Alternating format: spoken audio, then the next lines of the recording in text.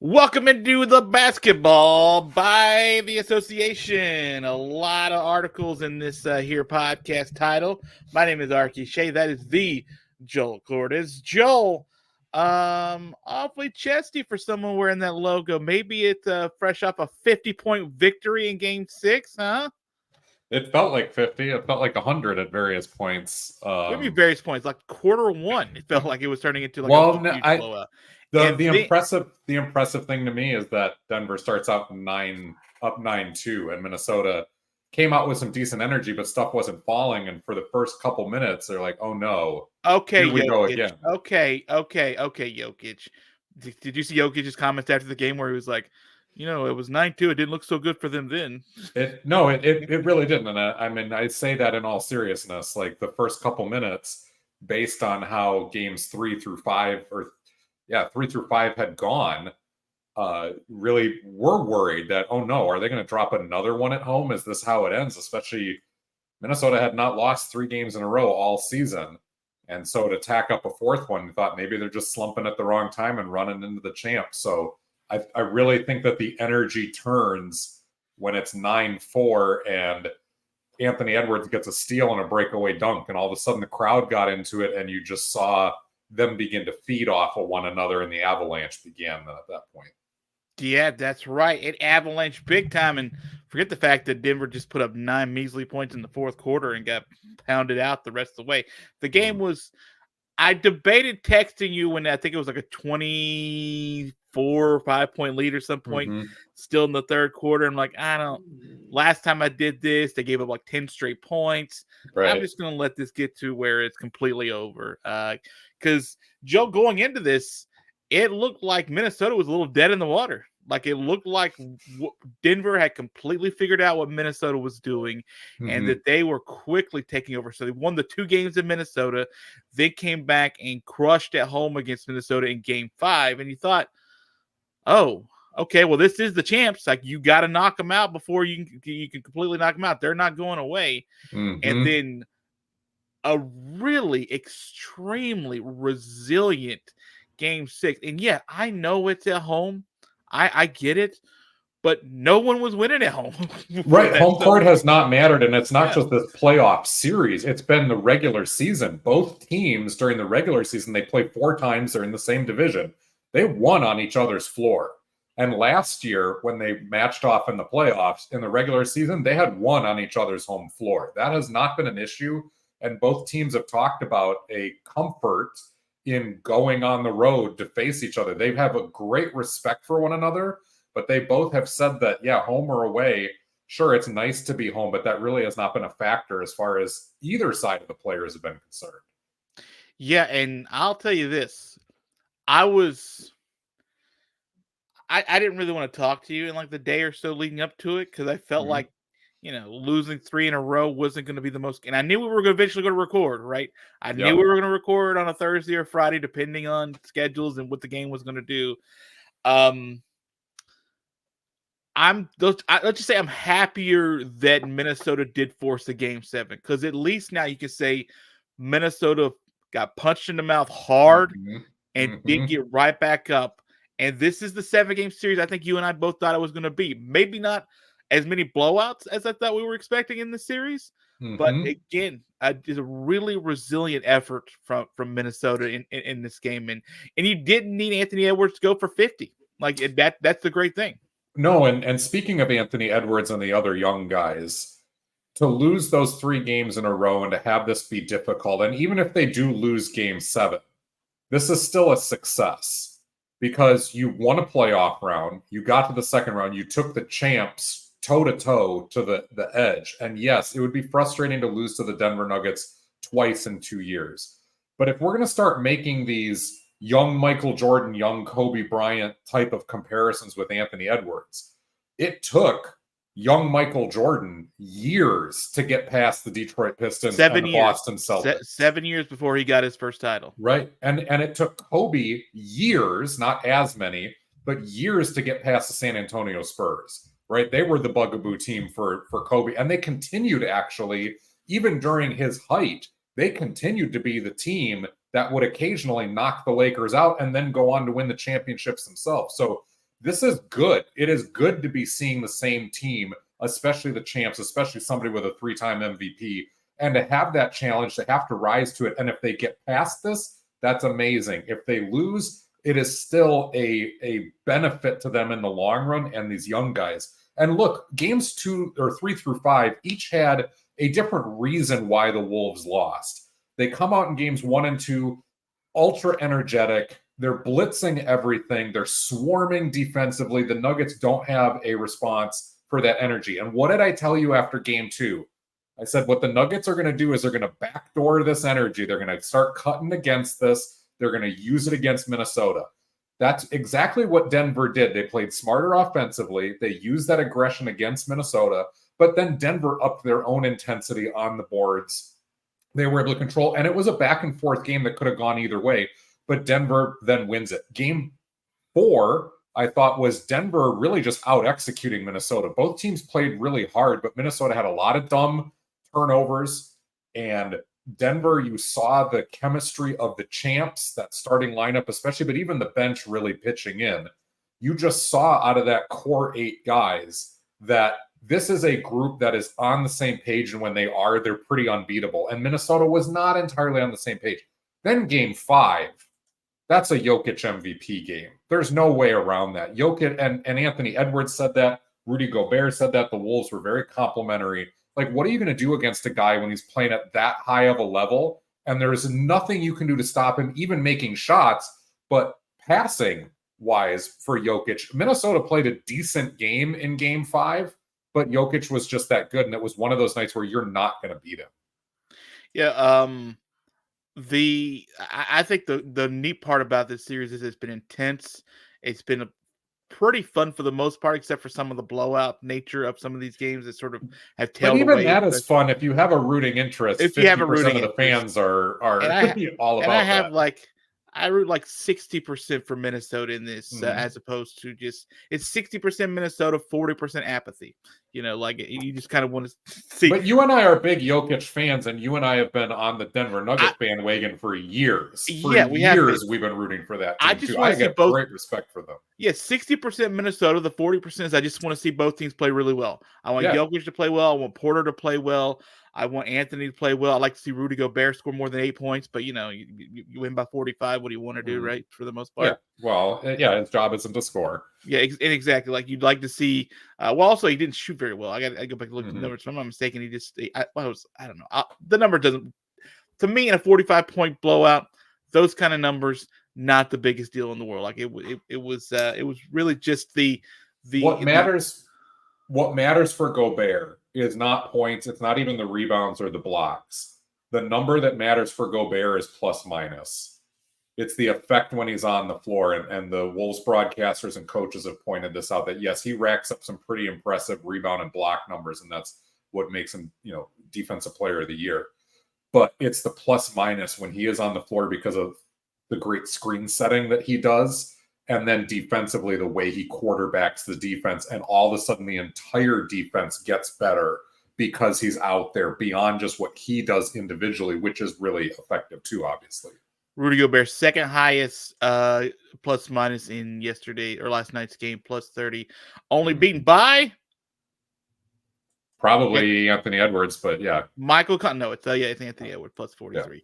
Plus 43? I mean, it wouldn't surprise me if it was Mike either. Mike Conley has had that same effect on them offensively. That plus 26. In the game, they play better, yeah. Plus 26 is just probably not the name you're expecting. If you're like, who's the second best guy on the team, or one of the top 2 guys on the team, you're not like, oh, yeah, it's clearly Michael Conley Jr. No. So game 7, we will not get a chance to talk again before Minnesota finally puts the champs down.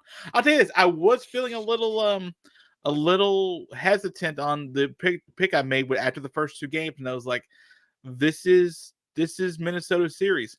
I didn't. And I told you to slow your roll, right? I never thought they were going to sweep. I never said they were going to sweep the series.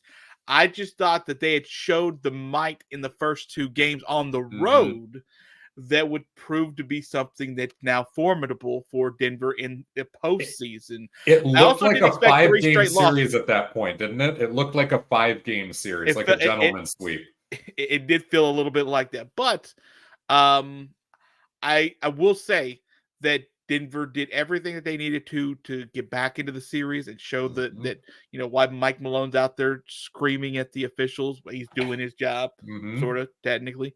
I just didn't expect I didn't expect a 3-game run like this from Denver to look like this to make it a 3-2 series at some point. So, Especially when, Minnesota had not lost 3 games all year. They had lost 2 games in a row only a couple of times. They were one of those classic teams that, they lost games. They lost 26 games this year or whatever it was. But it was one loss and then a couple of wins. One loss, maybe 2 in a row, was the most that they would ever get. Good luck trying to bet game 7. I mean, I told you this last night as we were Minnesota was texting. 2-point favorites last night, barely covered for the record. Mm-hmm. Yeah, like both teams have blown each other out. Both teams they've had 2 blowouts apiece. They've had 2 close games. They've won on each other's floors, and they've done it in the playoffs and the regular season, as I said before. Yes, Jamal Murray is hurt now with the elbow, but he was hurt with the calf earlier. Denver is not fully healthy. Minnesota's not fully healthy. Mike Conley is playing hurt. Anthony Edwards injured his back a little bit in that game and had to leave, but he came back. They're not too worried about that. But it's that time of year where everybody's dinged up. And even if Minnesota's the healthier team and slightly the deeper team, Denver has that championship chemistry, and they're going home in front of their home crowd in a game 7. So I would not want to be a betting man for this one. As much as I'd love to say, oh, Minnesota's got the momentum now, it truly is one game unto itself. This is going to be the 11th time this season that these teams have run into each other. That's crazy, but fun too. Denver 4.5-point favorite going into that game, and you say you're not going to bet it? I'm not going to bet it. You sure? Is it because you're a fan? It's because I'm a fan and I got no money to bet in the first place. But I mean, I am curious to hear from you, and because I know you like to play that game a little bit. I'm curious to hear where you're leaning, because you're usually pretty successful in calling this stuff out, and I've been pretty successful too calling it with no money on the line, which is easy to do, of course. I'm with you. I would not touch that number. I'm not that this series has proved, and I've only bet this series. I only bet which game did I bet? I bet game 2. Right. But since then I've been like, I don't trust it. I don't trust it. I bet Minnesota in that. I think they were the 3 or 4-point underdogs in that game on the road. And I thought after game 1, I was like, all right, based on what you saw. Yeah. Yep. Based on what I saw winning in Denver, I didn't. And they were coming off the sweep of Phoenix, who we thought was going to give them major problems, and that did not happen. Yeah, so I was riding that train a little bit, but then after game 2, I was like, now I don't know which game Denver's going to win, because they're going to win one of these, and they're going to ruin whatever's happening here. And so, I'm not touching that game. And the total's 198. Do you want to touch the total?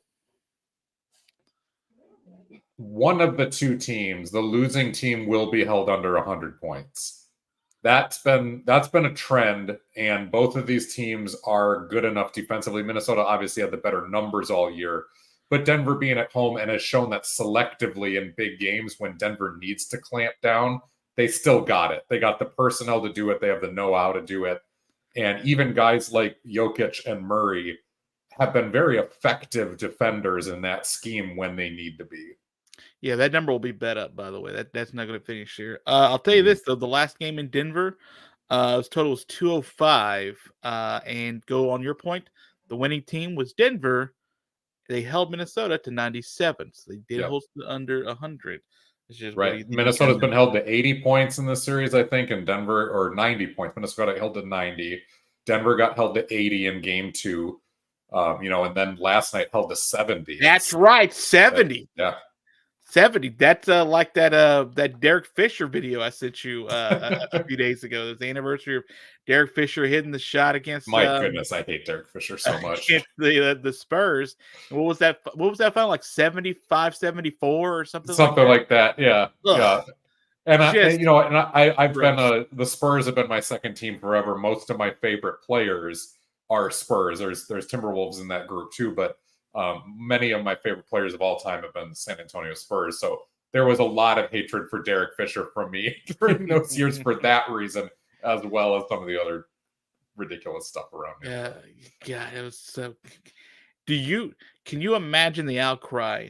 Let's say if Game 7 was like 76-72 Minnesota, right? You're like, Well, the old guys will praise it up. The Charles Barkleys and the Shaqs and those guys will praise it up, and everybody else will, be. I don't even Watching think their Charles girls. Barkley wants to praise up 76-72. To be He honest, thinks he does. He thinks he does until you actually have to watch a game like that. Yeah. Okay, let's go to another game that or another series that's featured some interesting back and forth since we've last spoken. The New York Knicks, who are one game away from not so gentlemanly sweeping the Indiana Pacers. Could get it done in 6 tonight. I'm very excited about that game. Since we spoke, I think it's been since we spoke, the Knicks scored 7 points in Indiana on game. Was it game 4 that they? That was game 4, yeah. And Oh, I loved your text. 45 minutes after the game is done, you go, when does the Knicks game start? I was just like, it was immediately a dud. Well, no, it's game 4. Yeah, it's game 4. That game 3, I thought New York was probably going to be up against something, but they covered the 7, like I said. But they lost the game. Had a chance to win it though. Right, it was a tough game, but they were in it. They were in it for most of the way. Game 4, that's when you sort of saw the energy and the wheels fall off as some of the depth for the Knicks not be there. It was back-to-back bad games for Jalen Brunson. Jalen Brunson did not have I think he was like 6 of 17 maybe in game 4, if I'm not mistaken, somewhere around there.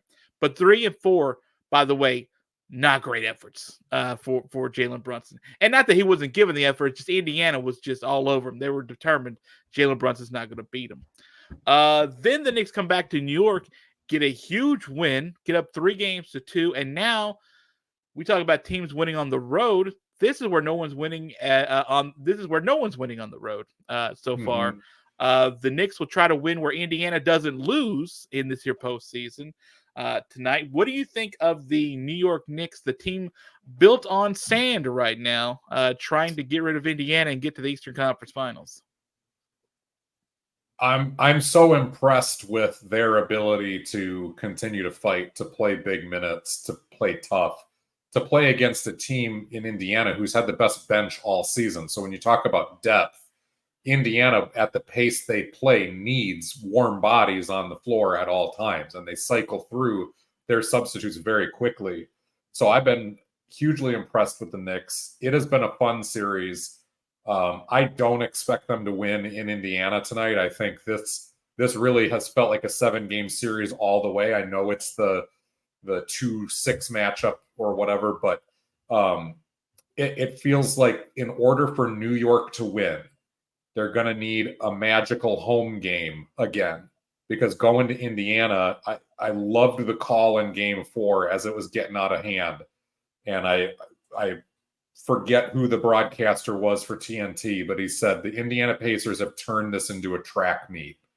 And that was exactly what it is. And that's the way that Indiana wants to play. And to New York's credit, and to Tom Thibodeau's credit, because I never thought I would say this, Tom Thibodeau has adjusted by playing small lineups. Once OG Anunoby went down, he's gone to 4-guard lineups. Heck, he's even been starting 4 guards now with Deuce McBride starting in place of Anunoby in game 5, and that really worked out well. But yeah, Indiana, their ability to create turnovers, to get out and run, to take defensive rebounds, to get out and run, it just wears on you. And yes, New York has shown with their lineups they can play at that pace, but they've got to be the ones controlling that. And in the games New York has won, New York controls the glass, right? That's the difference in the games that New York wins. They control the glass, and that takes away an extra 6, 7, 8 chances that the Pacers can get a defensive rebound and just go. New York at this point, if they're going to play with that pace, they can score 120 with you. They can. But they can't be scoring 120, 118 the whole time back and forth. If you're scoring in the 130s, New York's losing that every time right now. because the Knicks only have like 6 guys, maybe 7 that'll play like 20 minutes coming up in Game 6. And He's that's stuck it. with 7, and it's Precious Achiuwa now and Alec Burks, who's been doing amazing coming off the has bench. had a really good last 3 games. 2 of them were meaningful basketball, and one of them was in that blowout. But the last game, he was huge. How about a couple of ex-Pistons playing on one of the worst teams in the league all year, in Bogdanovich, who's now hurt and out of the series, but now Alec Burks. Both of those guys brought in from Detroit, where they languished all year, and they get to step into New York and both do some really good things along the way. And now it's Alec Burks' turn. You're just really happy for both of them to play on a winning team in big moments for the Madison Square Garden crowd. That has to beat coming from Detroit. Oh yeah, are you kidding me? Like, yeah, that'd be huge. After the year that they had, they had to survive, especially at the beginning of the season with the almost breaking the record for most losses in a row. Just insane. They were close. What were they, like 2 away from it? 2 or 3 away? I think they tied it. Did they tie it? I'm pretty sure they tied it. Yeah, tying it. Okay, I thought so, but yeah, you may be right that it was 1 or 2 away. What you talk about with the rebounds is a huge thing. Isaiah Hartenstein is just a beast for them. He has got to be the 12 offensive rebounds. He broke Oakley's record, didn't he? He broke Oakley's record for offensive rebounds for the Knicks. He did 17 total points. That's the rebounds, I should say. That's what he gives you. That's what he needs in this. Because when these two teams both throw up shots, and they will, 35% minimum are going to be missed. You got to have the chance to get you some second chance points. And that sounds fairly basic, but it's more important when you're throwing up tons of shots, because then you get those opportunities more and more often, and you keep Indiana from having the second times, because we've seen Indiana take these secondhand shots and destroy the Knicks a few times in this series. And so it's, for me, seeing Hartenstein play so well gives me more faith, because when the Knicks just kept losing players, especially when Anunoby went down, you're like, okay, I don't know now if they're going to be able to get through Indiana. You had to have somebody basically to come through, oddly enough, defensively to be there. And technically, I guess offensive rebound, but still, I always call any rebound defensive, even though they're not. To some way to use that kind of size, use that kind of effort, because Indiana's pretty big. Indiana's a pretty big team. If you can, and they're athletic. If you can do that, you got a chance to be able to win this series. And I don't know if they're going to be able to beat Indiana in Indiana. No one has yet so far. But if there's going to be a team that could do it, I think it's probably tonight. Back to the rebounding thing, and I mentioned this previously, but it's not just about getting the second chances or keeping the Pacers from getting second chances. It also is, you get an offensive rebound if you're New York, and you get that second chance, or even just prolong the possession, and it allows you that even if you missed it on that second or third time, you're eating clock, and it allows you to hopefully get back and set your defense after you scored. You give up a long defensive rebound, the Pacers are outletting, and they're going. And the big weakness that Indiana has had all year is, for as offensively prolific as they are, they're not a very good half-court offense. And we've seen that when it gets bogged down into half-court sets, New York is so locked in defensively, and Indiana has had a lot of trouble generating anything, and Tyrese Halliburton included. He has really been, he took 9 shots in that Game 5 loss, and they've been on him for like 3-4 games now to take more shots. And he's saying, I got to take more. He's just not getting those looks. Take him. Yeah. You could take him, but you're going to throw him up through guys' arms, because the Knicks are right there with you. Andrew Nembhard, bless his soul, took more shots than Tyrese Halliburton in Game 5. That's not a recipe for success. But it worked out Game 4. Like it technically worked out in Game 4. It did. It was Game 3. It was Game 3. No, it was Game 3. It was Game 3 this came out. But yeah.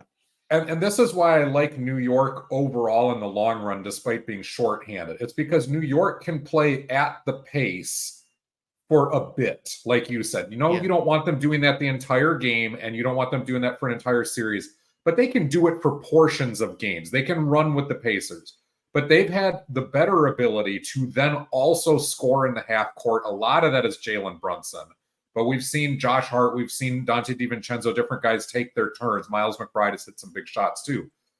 Alec Burks has hit some big shots. They can score in the half court, whereas Indiana has yet to really prove that they can do that in this series. And so the rebounding battle is directly correlated to the number of chances that you're going to get or give to get out and run. And I think the only one you can really point to is the one in Game 3, where it was Nembhard, right, who hit that shot at the end of the game to sort of put them up 3 and make it tough on New York in the last 20 seconds or so to win it. How about these numbers, and then we can move on? New York outshot Philadelphia. See the letter P, you just think something different. Outshot the Pacers 101 total number of shots to 72. Yep. Rebounds, total rebounds, 53 to 29. More importantly, offensive rebounds, 20 to 5. Yeah. 20 You won't win at any level. You will not win at any level if you're allowing the other team to get 25% more shots than you got. And I don't care whether they're not shooting well, but you will not win. That is always one of the secret sauce items, is the number of shots taken per team. And that's a huge disparity. It's not just that Halliburton can't score in the half court. Pascal Siakam really has not been able to do much half court wise, but you get him out in transition, you get him running, you get him moving with some momentum. Other than that, Miles Turner, you can throw some post ups to, but he's more of a pick and pop type of guy. It really has been only TJ McConnell who's been able to break down a defense, get it to collapse, and then some kickouts to shooters. And that's been a lot of their half-court offense that has actually worked halfway consistently. But that's not a recipe for success. I know McConnell will play, near starters minutes at times, but they need more than that. And that's where New York just, I think, has a more multifaceted attack and, of course, has been the better defensive team all year by a long shot. We also point to this. New York forced 18 turnovers. They only turned the ball over 9. That's the thing. The Knicks don't turn the ball over very much. They don't turn it over, and they're a good defensive team that could force you to. So. Let's tip our caps to Indiana for this, at least. For such a bad defensive team all year, they have played their tails off defensively in this series. And I thought they did the same thing against Milwaukee, too. They have swarmed. They have played with energy. It hasn't always been technically sound, but that effort level and that chaos causing has been there throughout the entire playoffs for Indiana. And that is a huge step up from kind of the Olay defense that they were playing a lot during the regular season. Yeah, and I've actually been a little impressed at times. There's stretches in the series where you're like, all right, that's not the Indiana I want to hear. I don't need them making things. I need them just to, as you say, bring out the red cape, just start letting the Knicks through. Because the Knicks have outshot in the paint, too. This last game was 62 to 36 points in the paint. Like, you've seen Jalen Brunson be able to break down guys over and over and over again. Josh Hart's broken down. Dante DiVincenzo, to a degree, has broken down guys and headed to the paint often. And it's just sort of that's Burks is getting to his mid-range shot, it seems like, just about whenever he wants, which is, again, crazy for a guy that's out of the rotation and looked like he was kind of on last legs. Like, everybody knew he can play, and this is a veteran who can come in and run the game plan. But you're starting to wonder about an Alec Burks the same way, for the guys like in Cleveland, for example, Tristan Thompson, Markieff Morris, I called them out last week, where it's like, yeah, they won't screw up, but can they really hang with the younger guys anymore? And for right now, Burks he's got plenty of juice left in the tank. Since we last spoke, we've also seen the Mavs and the Thunder go 3-2 in favor of the Mavs. The Thunder responded to the Mavs, and the Mavs then thusly responded to the Thunder. And now I think Saturday is game 6 for these two. Mavs win the most recent one, 104 to 92 in OKC. My personal history with one particular player, so I don't want to say a lot of nice things about them, but I will just say, overall speaking, and he is included in this overall speak, this has been a really nice series for Dallas. They have played, I thought they might be a little overmatched athletically. And they have really been, and also with Luka being dinged up, but they have played really, really good basketball in this series. And now they got a chance to be able to go 4-2 and win the series and move on to the Western Finals. I love their everybody has said, oh, the PJ Washington, Daniel Gaffer trades were amazing. We've said that too. Yep, it was perfect. But what I really love about Dallas now is that for Luka, for Kyrie, they've got 4-5 guys who are a lob threat every single time down the court. It's Gafford, it's Washington. Obviously, it's Derek Jones Jr., but then Derek Lively coming off the bench and even Josh Green. They are really scary when they get out in transition. And this is a team that, after the trade, took on a much different defensive orientation to them and that type of identity. And they've been able to collectively play really good defense against a really good Oklahoma City team. And for me, with the Thunder, I think this is one of those moments like I talked about with Minnesota. This is very valuable for them, but you have seen Oklahoma City's youth come out now in this series in the wrong ways, getting tight at times, not being able to knock down open threes, even at home, turnovers out of hesitation, or, one guy zigs when he should have zagged and the ball goes out of bounds. Guys hesitating a little bit, not sure if they should shoot or if they should drive. That's not what we saw out of the Thunder most of the year, where they played well above their age range. And now all of a sudden they're coming back down to earth a little bit against a Dallas team that has more guys who have been there more often. And for Oklahoma City, if they lose this, yes, it's a massive disappointment to be the number one team in the West and to lose in the semifinal round. But I don't think there's any shame, as you were saying, to lose to this Dallas Mavericks team right now. And for Oklahoma City, this just becomes another building block. We won 57 games. We got the number one seed. We advanced a round. We played well in the second round.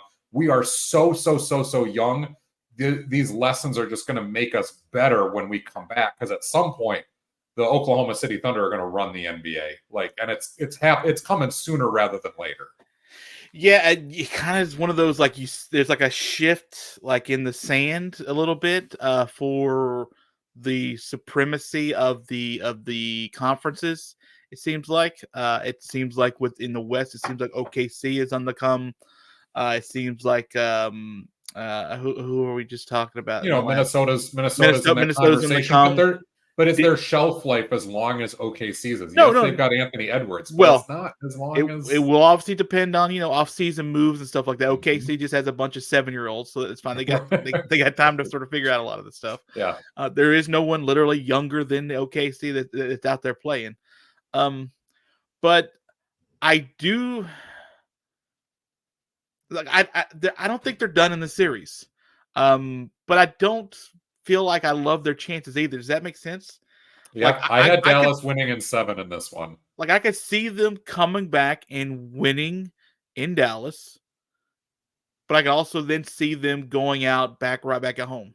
I don't know which way to sort of go with this. They've played really well for a couple of games and stretches in the other 3, but they've also, had some of those younger mistakes where they just you could tell they're on the up and just not there yet. And Dallas, this is where you talk about that athleticism being beat up or at least going up against, juxtaposing against a lot of that experience. Kyrie, and whether or not Luka's not gotten deep, but Kyrie and Luka, this roster's loaded with playoff experience for Dallas. So Derek Jones Jr. has a fair amount of playoff experience, as does Hardaway. So yeah, these guys do have they have minutes when it counts the most, right? And so they sort of, I don't know how else to say. I don't think playoff football is that much different than regular season football. It's just better teams. I think playoff basketball is a completely different level than what regular season basketball is. Maybe more so than any other sport. If I'm trying to think about it, hockey, maybe a little bit baseball. I think it's really more just got better players that are playing that time. I think the level of play is just different, and the focus and the intensity from the really good elite players that are into the play is just different. And I think OKC is in a spot where that might get exploited, and I can see them again losing coming up Saturday. So, I mean, for me, I'm not 100% sure where I feel about this series now. I've just been impressed with the fact that Dallas hasn't been overwhelmed by the athleticism, And they've used a lot of that guile and that mentality that they have to be able to have themselves a chance to win a 6. And I know you won't do this, and I've danced around this during this series, but I'm gonna do this. Kyrie Irving had 12 points in game 5. But you know what? Kyrie Irving was so incredibly valuable throughout that game, and he has been throughout this series. He's picking his spots. He's not forcing anything. He is competing so hard defensively right now.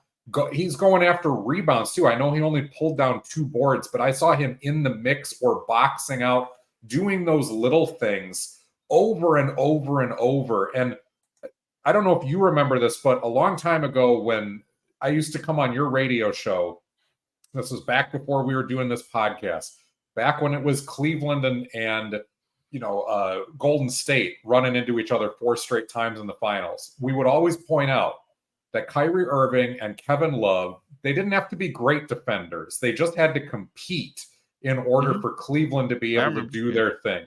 And that's been true for Kyrie Irving, and we've seen him be capable of it. But of course, as he got into his head case era over the last few years, that just wasn't there. And now all of a sudden, all season long, he has been so locked in of being a good teammate, of encouraging guys, of having a smile on his face, of just being this positive energy instead of an energy suck, and then going out onto the court and doing these things. And now I dare say it's not just Kyrie Irving competing. Kyrie Irving has actually been effective as a defensive player and as a dirty work guy over this series. What blows my mind the most about this is that this Kyrie has existed all along. Yeah, it did. And last year when he gets to Dallas, it's a complete S show. Like, it just collapses onto itself like a dying star. Like, it's just spectacularly bad. I wonder if for his price, the market that was available to him, and the fact that Mark Cuban essentially said, I'm going to give you that check, but you're not going to get all the checks and years and the amount that you want anywhere else. I wonder if that brought him back to earth a little. Like, I don't know, maybe he was just like tethered to earth a little. Like, he was there and he was the superstar and he was getting to the finals and then he was getting hurt in the finals. Flat earth or round earth? Which one was he tethered to? Oh, he's only tethered to the map, the flat map. Okay. But you wonder if some of that just got him to talk about, all the things that he did talk about, right? It's sort of the way he was sort of, was it sponging bad spirits with sage or whatever it was that he was like.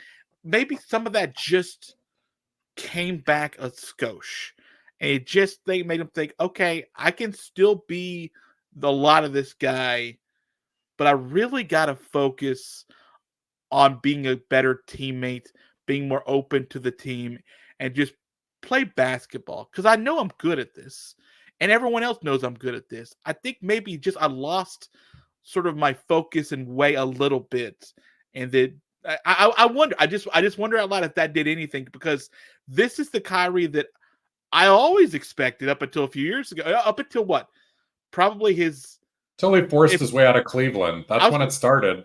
Well, that's when it started. But I would think I didn't really feel the weird bad stuff about him until maybe a little bit in Cleveland, but really like when he was like, hey, Boston, I'd love to be able to re-sign with you, and then like immediately goes away.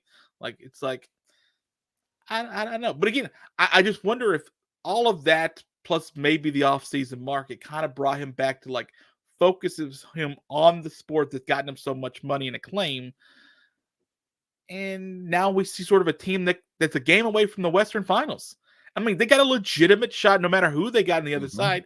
They've got a shot to be able to put up a couple games and, I don't know, maybe even sneak into the championship series. Like, it's possible. Like, it's possible. Yeah. So. Kyrie Irving, he sure seemed miserable over the last few years, didn't he? Like, he just seemed deeply unhappy. Unhappy. That way I would get miserable, unhappy. Something just wasn't working for him somewhere, wherever he was. And he, you know, there obviously it's been a turbulent few years.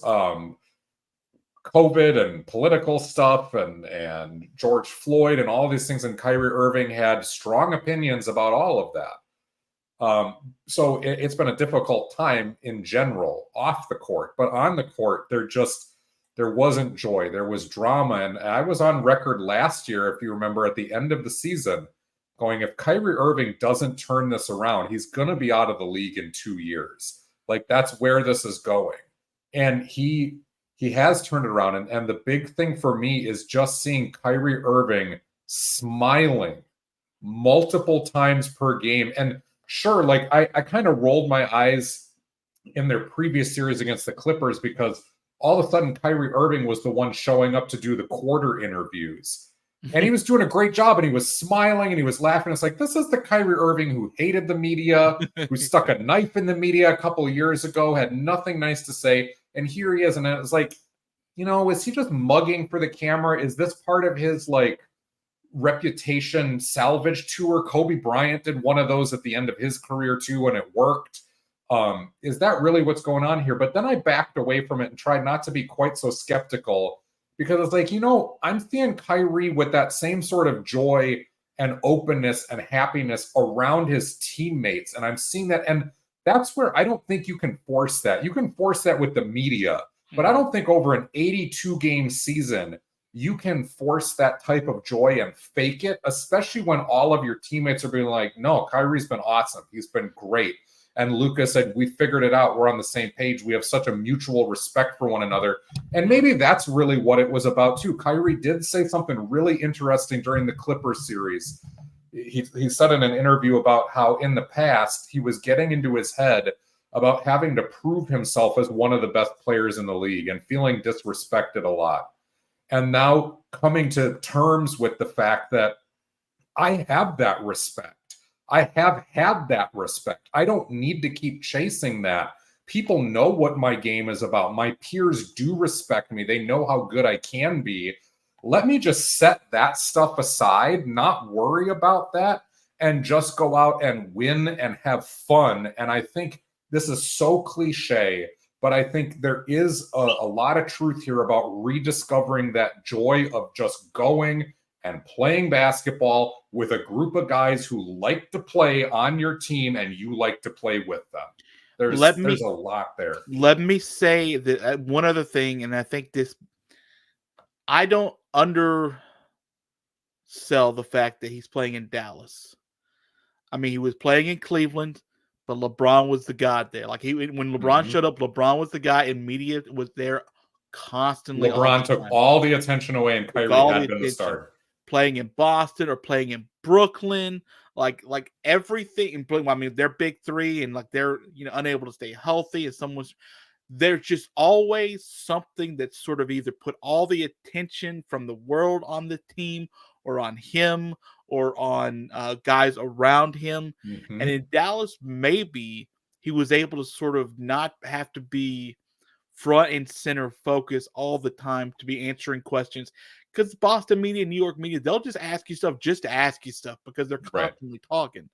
And you can imagine that probably to a degree when LeBron got to Cleveland, which was like, all right, this was your team, now it's my team, blah, blah, blah. So the questions become more slanted towards, all right, well, now that it's his team, kind of, right? So creating a narrative where one doesn't have to exist. I could see how that would drive you batty for like 7-8 straight years, where like someone is creating a narrative like that for you. While in Dallas, like, it's Luka's team. You're not in one of the major media markets in terms of like coverage is there.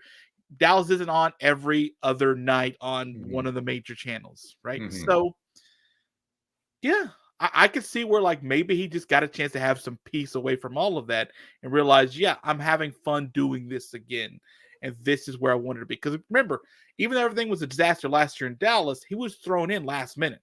Like, it wasn't like He was still saying all the right things when he got there. To his credit, him and Luka were trying. They were trying to make it. But Luka was very public, like, "Hey, we're not buddies yet. We don't got it figured out yet. Like, whatever this is, like, we're still trying to figure out whose team this is," kind of thing. So maybe they did that. All right, finally, I want to talk about the most exciting series we had, which was Celtics Cavs, and I just want to bore that one out. Celtics win that in 5 games. We thought it would be a pretty quick series, and when Donovan Mitchell doesn't play, it's like, all right, well, both of us predicted that would be a 5-game series. When we were looking, will it be Orlando? Will it be Cleveland who advances in their Game 7? You said it's probably a sweep if Orlando gets in, but maybe 5 if it's Cleveland. And I was on record going, maybe Orlando can get one. Cleveland is probably 5, maybe 6 games at best. But you're right. As soon as everybody started getting hurt, it's like, nah, Cleveland is lucky to have gotten one at all. To their credit, they fought. They were in most games, at least through 3 quarters. They made it interesting. Yeah. They fought hard in Game 5 before Boston, just healthier, deeper, and frankly, better. Right now, they are the better team, and again, showing why they are the number 1 seed in the East and the number 1 team no in the Porzingis. That's what's scary, right? So let me ask this. This was an interesting thing that was brought up. I heard from Draymond Green. I don't know if you heard this and how much you care about Draymond Green, but since the Warriors don't play basketball in the postseason anymore, he was doing his TNT postseason duty. We're talking about the Boston Celtics, and he said that no one cares that they're in the Eastern Conference Finals for the 3rd straight year, because for this team, they've been there for the last few years. It's time for them to win the championship at this point. And I kind of agree. Like, getting to the Eastern Conference Finals would be a huge deal if you're the Cavs, and a big deal if you're the Knicks, and a big deal if you're the Pacers. But for the Celtics, you've been here a lot lately, and with the vast majority of the people of the core, especially on this team, we don't care unless you're getting to the finals and winning it. 100% agree. And Boston, to their credit, has taken care of business throughout these playoffs. And with the Porzingis injury, winning early like this gives more time for rest to the whole roster. It gives time to maybe get him back. They got to hope that this New York Indiana series goes 7 games and buys them a little bit more time. And yes, then when Porzingis comes back, it's going to be that age-old issue of, is he rusty? How do you reacclimate him into the group? But they've done that already, and I'm not really all that worried. Even if you brought Porzingis off the bench, this is a group and a starting 5, but even the guys coming off in the second unit, Sam Hauser, Luke Cornett, Peyton Pritchard, they just all fit. And you just look at this roster, and every time I watch the Celtics play, I just think of the old school, and this is pre Big 3, Garnett, Pierce, Ray Allen. Back to the days of Larry Bird and Kevin McHale and Robert Parrish and the microwave and guys like that, and even back to some of the Bill Russell Celtics. They were always teams that were loaded with a lot of really good starters and guys that were capable any night of being the lead scorer. It was unpredictable. You still knew who the lead dogs were, but there was always still a couple of other guys very capable. And then their bench was always just very, very reliable, with role players who came in and did their job at an elite level, fitting in with whatever starters they played with. And that is the impression that I've been left with this Celtics team. The more that I watch them through the postseason, we've all had our concerns about their toughness and even their depth through the regular season. But I think a lot of the depth issues have been answered now over time. And the toughness is maybe the part that's yet to be tested, although Cleveland did play them tough, but Cleveland was playing with one arm tied behind their back and their leg hanging off, too, at the same time. So is it really a true test? But that's going to come up. It's going to be tested if they see a New York. It'll be tested in a different way if they see Indiana, and certainly in the finals, whoever they face. It'll be a slugfest, and that's where, to make your point, that's where it's really going to be answered or not. Are the Celtics tough enough? We won't have an answer until the NBA Finals, most likely. Well, they won't see the finals, so it won't have to worry about it. So if it's the Knicks, and then the answer, the question would be answered ahead of time. But I got to say, it doesn't really matter to me whether it's Indiana or New York. I'm picking Boston this point. in the conference finals until somebody shows me otherwise. But Okay. Well, then let Tom Thibodeau show you otherwise. Okay. he'll try. I give New York all the credit in the world. They will try. They'll make Joe it Mazzulla, interesting. the coach of the Celtics, said earlier this morning that he was asked about an update on Porzingis. He says, "I have no idea. I don't have an update on that." Porzingis hasn't played since April 29th, so we're going on 3 full weeks. Eastern Conference Finals start Tuesday, so whatever happens if the Knicks win or lose tonight, then Game 7 will be Sunday, and then Game 1 of the Eastern Conference Finals will be Tuesday. I'm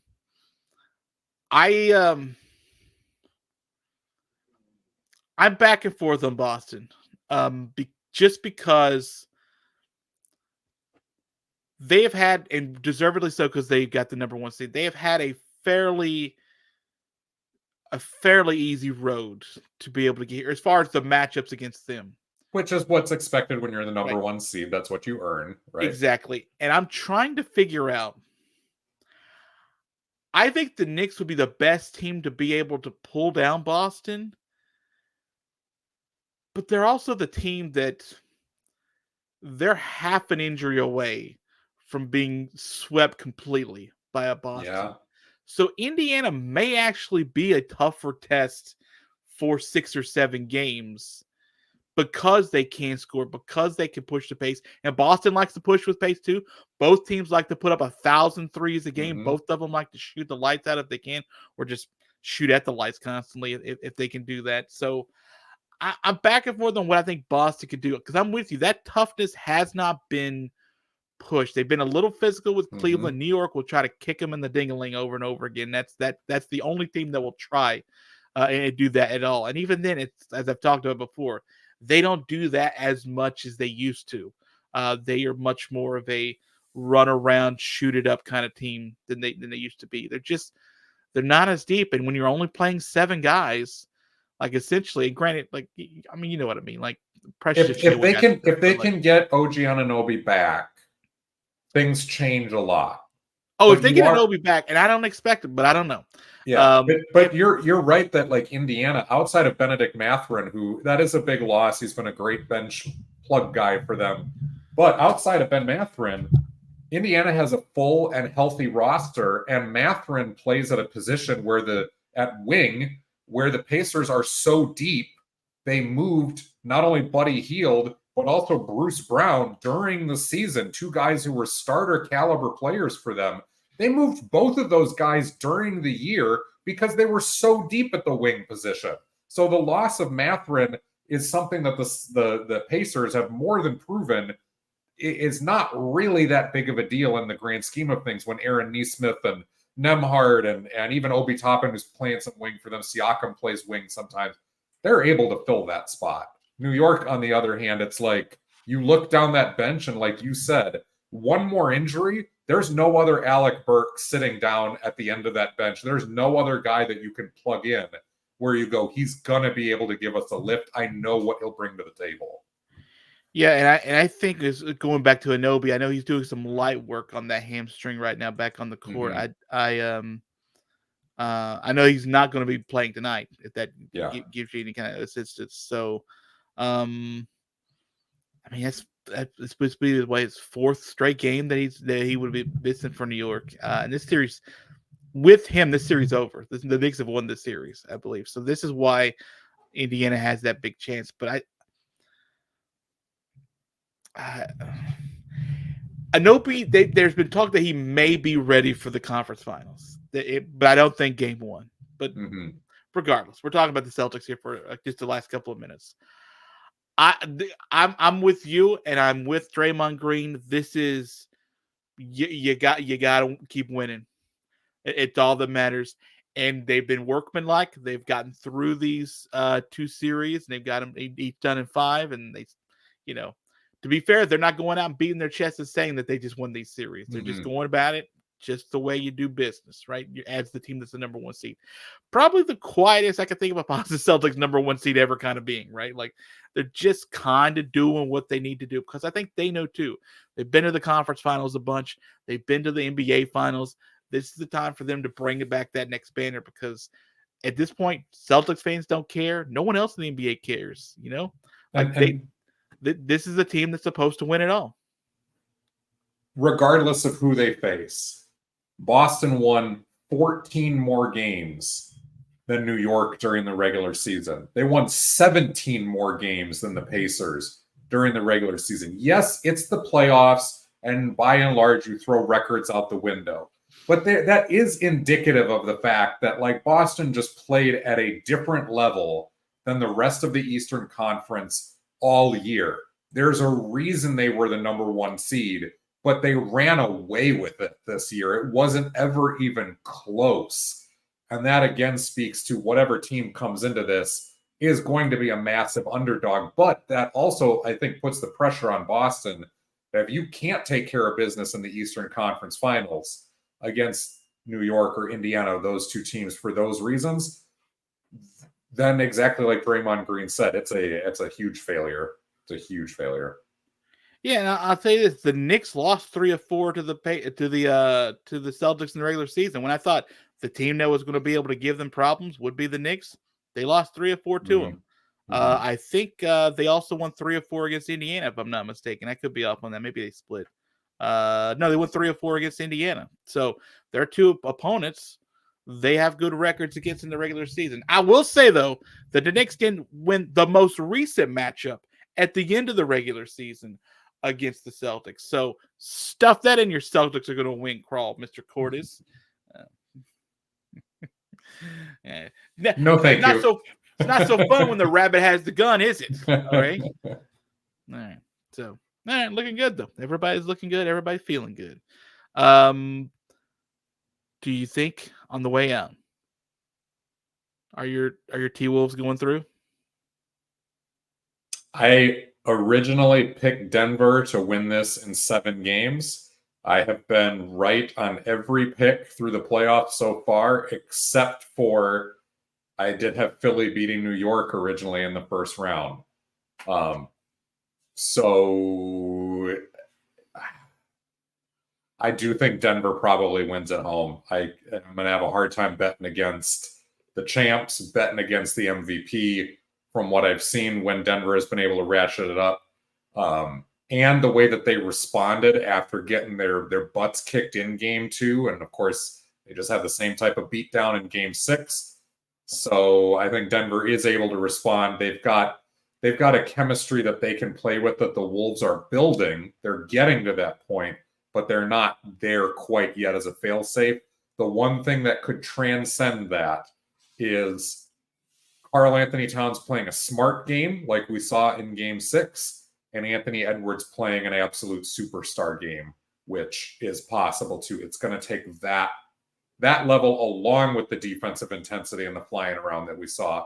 But let's be real too. In game 6, Denver did get a lot of actually good looks that just didn't fall. It really was not their night. Minnesota did so many things right, but I saw a lot of Denver looks that were going down in games 3 through 5, and they just didn't in 6. That was a long way to say that you want to pick the T-Wolves, but you don't want to because you don't want to. But I can't. Well, I don't think I can. I'm picking the T-Wolves. They were my pick to start. They've not shown me anything yet, especially since they won game 6, that they won't be able to do something else. By the way, we had 3 of the 4 series possibly going to 7, and 3 of these might go to 7. OKC and Dallas. Who you got? Game 6. Dallas in 6. I think Dallas puts it away at home. Yeah. I kind of lean with you that way too. New York and Indiana. Who you got? I've got New York in 7. Like I said before, I think the home team continues to win in this. It's going to be so tough for New York to walk into Indiana. Indiana can't win on the road. Like I don't understand it. They can't lose at home, can't win on the road. Like it's just. But that is one of those teams, a track meet type of team that is the type of team that really feeds off a crowd too. And when the avalanche starts, you're in big trouble. I didn't want to say much about this, but that game 3 crowd was pretty crazy. Yeah, I mean the New York crowd has been amazing too. I'll give them that credit. But yeah, Indiana. We talked about the New York crowd before. They blew the roof off. They blew the roof off in that game. Man, New York's so fun when they're actually good. All right, sounds good. All right, Joel, that's going to do it for us. You have the Knicks winning the championship in 7. I hear that sounds good to me, and that's how I'm going to end this podcast. Joel, when we come back, we will have conference finals to talk about. I'm looking forward to it. And of course, if you want the audio only version, Spreaker, Spotify, iTunes is where you find Basketball by Association. If you want the video version, we are on YouTube. You can like, share, subscribe, do all that good stuff. And yeah, looking forward to next week already, my friend.